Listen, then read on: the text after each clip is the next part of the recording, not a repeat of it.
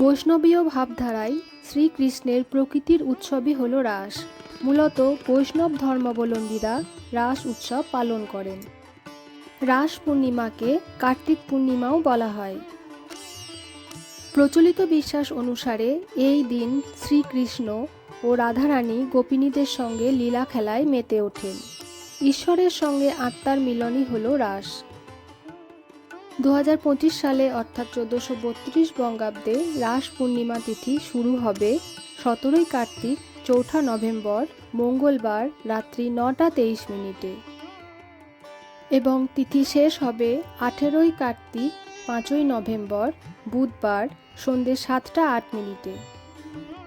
অর্থাৎ পঞ্জিকা অনুসারে রাস পূর্ণিমা পালিত হবে 18 কার্তিক 5 নভেম্বর বুধবার। এটি হলো 2025 সালের রাস পূর্ণিমার পূর্ণাঙ্গ সময়সূচি।